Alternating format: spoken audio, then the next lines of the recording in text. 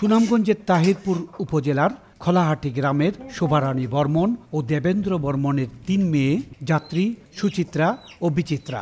ওদের বাবা হঠাৎ মারা যাওয়ার পর বিপর্যস্ত অবস্থার মধ্যে পড়ে তাদের সংসার। আমরা ছোটবেলা থেকে আমরা ৩ বোন কাজ করছি মানুষের বাসাত। মা কাজ করছে, 4 জন 4খানে থাকছি। আমরা কোনো সময় একসাথে হইতে পারছি না। হঠাৎ করে আমি টেলারের কাজ শিখলাম। টেলারের কাজ শিখিয়া এবার মার এক কান আনলাম, ৩ বোন এক জায়গাতে আনলাম। এক সময় সুখের আশায় যাত্রী বিয়ে করেন রিকশা চালক হৃদয়কে, কিন্তু কাজের প্রতি স্বামীর অনীহার কারণে অভাব অনটন যায়নি যাত্রীর সংসারে। শেষে নিজেই বসেন কিস্তিতে কেনা ইজি বাইকের চালকের। অটো একটা ভাড়া কিস্তিতে লইলাম, কিস্তিতে লইয়া এরপরে আমার স্বামীরে দিলাম। সে একদিন চালাইলে একদিন চালায় না, কাজিয়া ঝগড়া অনেক বেশি হয়।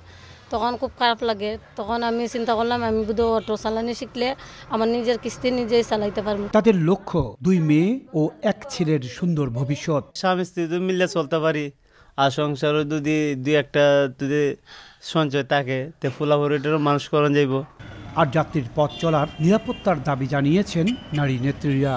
আমরা চাই যে এইরকম নারীরা আরও আগাইয়া যাক, এটাই আমরা প্রত্যাশা করি যে তার নিরাপত্তাটা যেন শহরে ঠিক থাকে আর কি।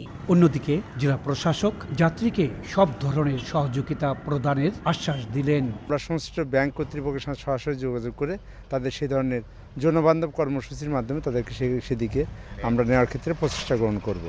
যাত্রীকে প্রতি সপ্তাহে 2500 টাকা ইজি বাইকের কিস্তি পরিশোধ করতে হয়।